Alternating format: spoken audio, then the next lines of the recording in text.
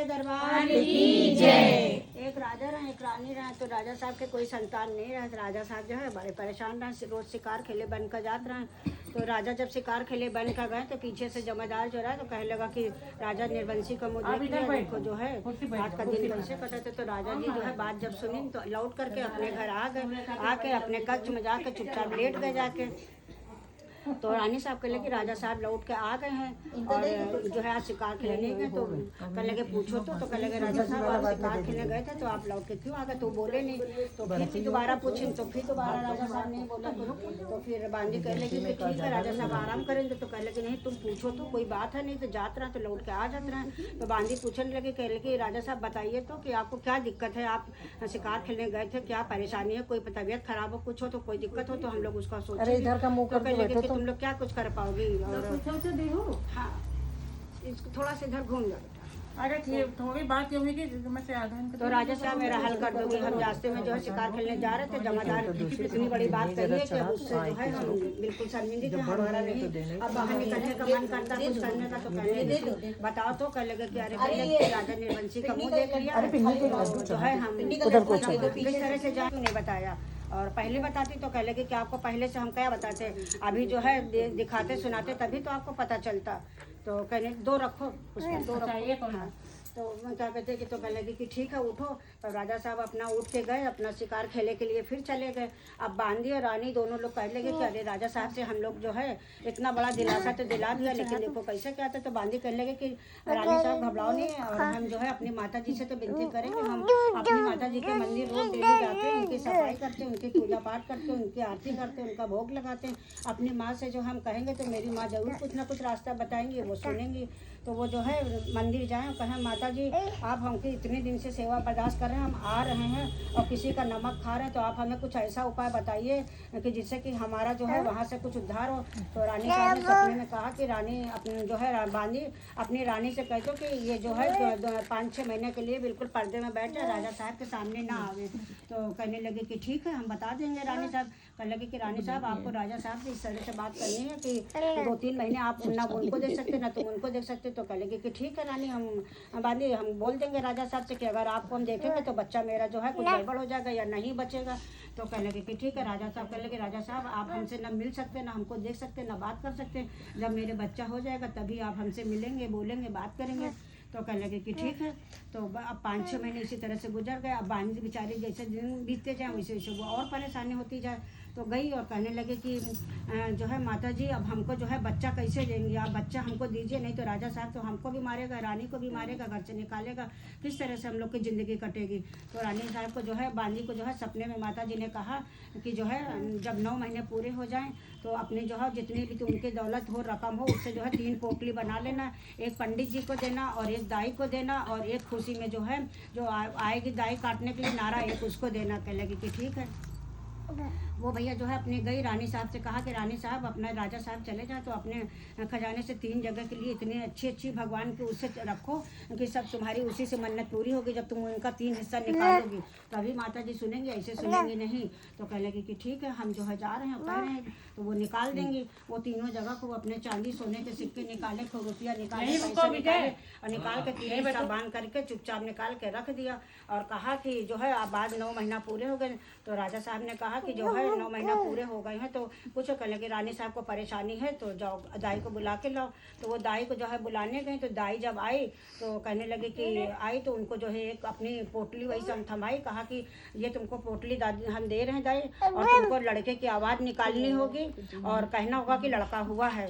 तो कहने लगे कि जो है भाई हम इतना बड़ा झूठ तो नहीं बोलेंगे। तो जब उनको सोने चांदी की गिनने की वो पोटली दी तो वो बड़ी खुश हो गई। कह लगे कि ठीक है हम रोज मतलब आवाज़ भी सुना देंगे हम बोल देंगे कि लड़का हुआ है। तो जब उसको दिया तो उसने रोने की लड़के की आवाज़ भी सुनाई और उसने जो है कहा लड़का राजा साहब वो। तब राजा साहब की आंखों गोली बंदूकें पटाखे दगने लगे बड़े खुश हुए। और बांदी जो है अपना संकटा माता के मंदिर में गई पूजा किया पाठ किया कहा माँ अब आज इतना बड़ा जो है हम झूठ तो बोल के आए हैं और किसी की संतान तो ना हम चुरा सकते, ना कोई अपनी हमको दे सकते, ना किसी से हम मांग सकते। इसका उपाय तो आप ही बताएंगे। तो कह लगे कि तो मतलब उसने जो है कहा शांति करो, शांति करो, सब्र करो, तुमको जो भी है वो माता जी देंगी। जब तुम्हारी भक्ति में अगर शक्ति होगी तो तुम्हें ज़रूर मिलेगा, और अगर तुमने भक्ति में शक्ति नहीं की तो फिर तुम्हारे लिए तो जो आगे की रास्ता होगी वो मिलेगा। कह लगे कि अच्छा। वो जो है अपना जो है इसी तरह से कहीं तो चली गई। फिर गई तो कह लगे कि एक पंडित जी की पोटली, तो वो पंडित जी से गई, उनसे पूछ के आए। तो जब पंडित जी को जो है बताया, कहा कि राजा साहब आप हमको कुछ उपाय बताइए, क्योंकि संतान मतलब है भी नहीं और होनी भी चाहिए, और राजा साहब को हमको दिलासा भी देना है, देखने दो उसको मुँह अपना, तो दिलासा भी देना। तो कह लगे कि ठीक है। तो जब वो पोटली से उनको दिखाई सोने चांदी की, तो वो राजा साहब बड़े मतलब पंडित जी बड़े खुश हो गए। कह लगे ठीक है, अभी हम तुमको विचार के नक्षत्र ऐसा बताते हैं कि राजा साहब तो क्या 2-4 साल के, हम 12 साल के लिए उनको बिल्कुल शांत कर देंगे, तो राजा साहब बिल्कुल शांत हो जाएंगे, तुम लोग को कोई पीड़ा नहीं मिलेगी। तो वो उन्होंने जो है उनसे जब दिया तो कहा कि राजा साहब से कह दो कि 12 साल तक तुम लड़का नहीं दे सकते, जिस दिन देख लोगे लड़का गायब हो जाएगा अपने आप, तुमको देखने को नहीं मिलेगा। अब वो आई तो कह लगे कि बांधी कि राजा साहब आपको जो मतलब बेटा मिला है वो 12 साल तक आप देख नहीं सकते। कह लगे कि अच्छा नहीं देखेंगे, कोई बात नहीं, तो लड़का मेरा ठीक ठाक है। कह लगे हाँ बिल्कुल ठीक है, लड़का नहीं देखने को मिलेगा। कह लगे ठीक है कोई बात नहीं, रानी साहब और आप तुम बांधी मिलके दोनों लोग पालो पोसो। अब इस तरह से भाई राजा साहब के यहाँ सब दावत हो गई, सब कुछ हो गया। बांदी अपना रानी अपना अंदर चुपचाप बैठी रही। कह लगे कि जो है अपना बना बुनू करके, और बांदी बेचारी फिर अपना सुबेरा हुआ, वो फिर सुबेरे गई और मंदिर में पूजा किया, पाठ किया कि माता रानी तुमने बहुत बड़ा मेरे साथ में उपकार किया है, राजा साहब को बड़ी शांति मिली है। अब इसके आगे की रास्ता आप आगे की रास्ता आप ही सफ़ा बताइए, आगे हम क्या करेंगे। तो कह लगी कि ठीक है, तुम मेरी जो है सेवा करती रहो, आगे की रास्ता जहाँ इतनी मिली तहाँ तुमको और मिलती जाएगी। वो रोड डेली अपना सुबेरे जाए, मंदिर में सफाई दफाई 4 बजे उठ के अपना कर धर के फिर इनके यहाँ का राजा साहब के यहाँ काम धाम करें। बांदी अपना जो है अपने बच्चे के चक्कर में अंदर ही रहे, बाहर न निकले। अब इसी तरह से उनके 2-4 साल 5 साल बीत गए। जब 2-4-5 साल बीत गए तो राजा साहब के यहाँ जो है कहने लगे कि भाई राजा साहब का पोता दिखाई नहीं देता। कह लगे पोता को जो है बाहर कोई देख लेगा तो उसकी तबीयत खराब हो जाएगी, वो बीमार पड़ जाएगा, हो सकता है उसको कुछ भी हो सकता है, इसलिए तो देखने को नहीं मिलेगा। अब इसी तरह से उनके 4-5 साल और बीत गए। जब 4-5 साल और बीत गए तो जो है अब सब लोग कहने लगे अरे राजा साहब का तो लड़का दिखाई नहीं देता, इसलिए कि बहुत अच्छी तरह से पाला पोसा जा रहा है। तो सब लोग बड़े खुश हुए। बांधी बेचारी जो है परेशान, रानी भी परेशान। तो कहने लगे कि अब बताइए माता जी आगे का रास्ता क्या करें। कह लगे कुछ कोई परेशानी नहीं, अभी आगे की रास्ता ऐसी आएगी जब तक कि तुम्हारी तपस्या हल नहीं होगी। जब उनकी तपस्या हल हो जाएगी तब तुमको रास्ता मिलेगा। तो कहने लगे कि ठीक है। जब 10-12 साल का लड़का हो गया तो उनके यहाँ शादी की बातचीतें आने लगी। तो अब जब बातचीतें आने लगी तो बांदी से कहा कि राजा साहब देखो ये हमारे लड़के के लिए शुभ घड़ी शादी लेके आए। तो कहने लगे कि शादी तो तय कर सकते हो लेकिन लड़के को तुम नहीं देख सकते हो, क्योंकि जो है पंडित जी ने बताया कि लड़का तुमको मंडप के नीचे ही देखने को मिलेगा, और अगर पहले देख लोगे तो लड़के की जो है भौरी औरी नहीं पड़ पाएंगे। तो कह लगे कोई बात नहीं, हम भौरी के टाइम पे देखेंगे लड़का, तुम जो है हमको मतलब जो है जिस तरह लड़की की शादी तय करें। कह लगे हाँ तुम शादी तय कर लो। इसी तरह से वो लड़के को शादी आदि के लिए बातचीत आने लगी। तो उनसे कहा कि देखो हम शादी तो तय कर रहे हैं लेकिन लड़का आपको भौरी के टाइम पे ही देखने को मिलेगा, और तुम्हारा जी चाहे तो शादी करो, ना जी चाहे तो ना करो। अरे कहें नहीं राजा की तो बात है और हम जो है शादी कर देंगे, लड़का जो है हम देख लेंगे। बाबू शीशा हटा तो नहीं टूट जाएगा, खराब होता। तो जो है वो क्या कहते हैं कि शादी अपनी तय कर ली। जब शादी तय हो गई तब उनके यहाँ दिन और सब कुछ बीतने लगे, सब कहीं कार्ड बढ़ के शादी की तैयारी होने लगी। अब रानी और बांदी कहने लगी संकटा माता अब हमको तुम रास्ता बताओ, बारात लेके जाएंगे राजा साहब, तो हम क्या करें। तो फिर उनको रात में सपना आया कि जाओ तुम 1.25 मन चावल और लो जाके चीनी, जितना मतलब चावल चीनी मेवा और देसी घी शहद गंगा जल तुलसी की पत्ती 7 मेल की मेवा मिला करके और एक बड़े से परात में पुतला बनाओ जाकर संकटा माता के नाम से, और जितनी गंगा जल की छुट्टी डालती जाना उतनी में कहना कि है संकटा माता इसमें तुम जान दो, है संकटा माता इसमें तुम जान दो, है संकटा माता इसमें तुम जान दो। इसी तरह से वो जो है अपने लड्डू बनाती जाए और परात में बड़ा सा खूब पुतला बनाया, पुतले को जो है रंग लगाया, उनको जो है कंगना पहनाया, उनको जामा पहनाया और पहना के डोला कहार के कह लगे कि राजा साहब आप डोला कहार बुलाइए और मंदिर पड़ेगा, हम मंदिर में दर्शन करवाएंगे, उसके बाद में आपको द्वार 4 में मिलेंगे। कह लगे कि ठीक है रानी साहब बांधी। तो वो जो है अपना अपना पुतला ले करके और उसमें बैठ गई और कहारों से कहा कि जो ये पहला मंदिर पड़ेगा तुम उसमें रोक देना और उसके बाद में वहाँ पे रोक करके तुम लोग रुकना और हम माता जी को दर्शन करवा के तब चलेंगे। कहेंगे कि ठीक है। जब वहाँ पे संकटा माता के मंदिर पे डोला रखा तो कहा कि जाओ तुम लोग मंदिर में पीछे टहलो जा करके, हम अपने बच्चे को दर्शन करवा लें। वो जो है परात सहित उनसे निकाला चुप्पे से और निकाल के माता जी के आगे ले गई। कहें कि माता जी लेटा लो बेटा दो, लेटा लो बेटा दो, लेटा दो बेटा दो। और उसी तरह से उनकी विनती करते करते उनकी आँख लग गई। जब उनकी आँख लग गई तो क्या कहते हैं उसमें हजारों के नाम से चीटियाँ लग गए।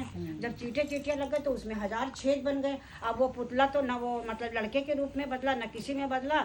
अब ये मतलब चिल्ला के सर पटक के रोने लगी कि माता जी अब हम अपनी जान दे के जाएंगे, तुमने मेरे पुतले को छिन्न भिन्न कर दिया है, इसको तुमने जान तो डाली नहीं उसमें से, इसमें छिन्न भिन्न कर दिया, इसलिए हम अपने प्राण दे के ही तुम्हारे पास जाएंगे। ऐसे जा नहीं सकते क्योंकि हमने अपने राजा साहब से अगर वादा किया तो हम कैसे अपने उनसे बात दिखाएंगे जा करके। तो रानी साहब ने कहा कि बांदी तुम उठो तो तुम्हारी तपस्या पूर्ण हो गई है। और सातों देवियाँ आई और सातों देवियाँ आ करके बांदी का जो है सर उठाया और सर उठा के कहा कि बांदी तुम जितना ये पुतला है पीछे मेरे जहाँ पानी अर्गा का नहाने का जाता है वहाँ पे डाल दो जा करके, और जितने अभी तुम डालोगे तो इतने चील कौवे और गाय बकरी भैंस जितने भी जीव जंतु आएंगे खाएंगे उन्हीं की आत्मा से दुआएं निकलेंगी तो तुम्हें अभी पुत्र मिलेगा।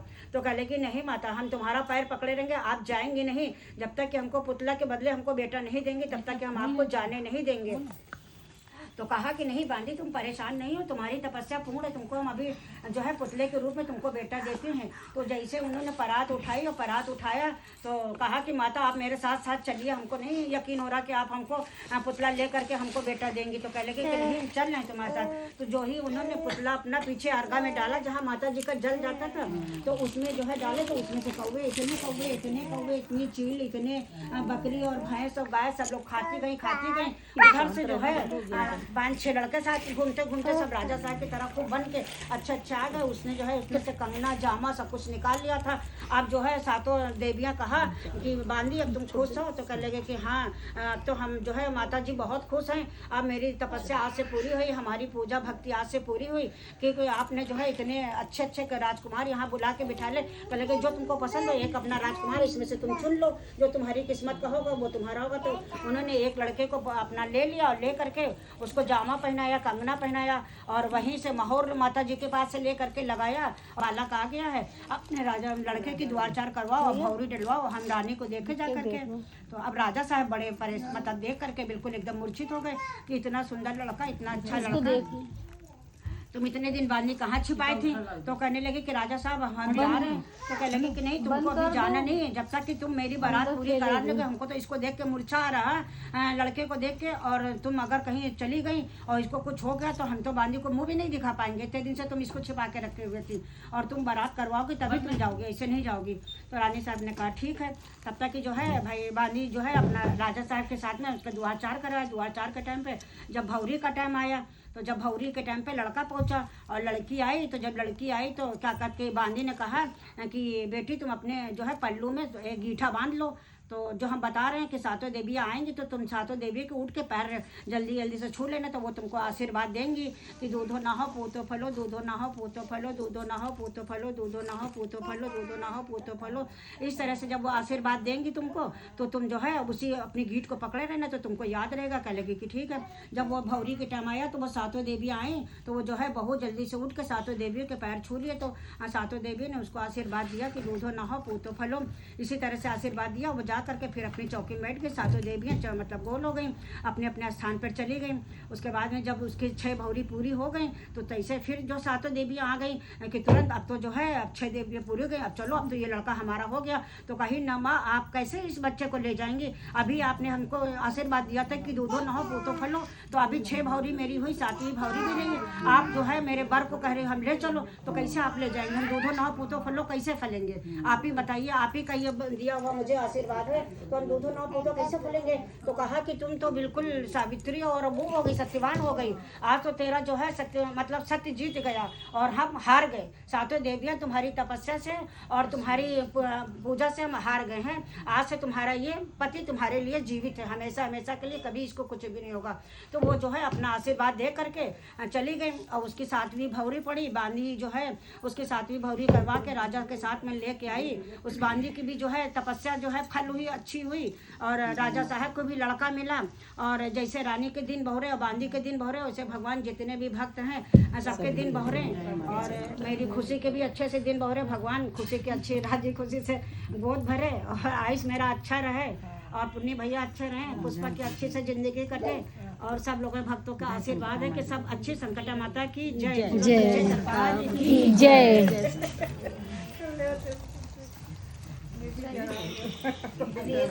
हाँ दूसरी एक और कोई सी बात बोल दो।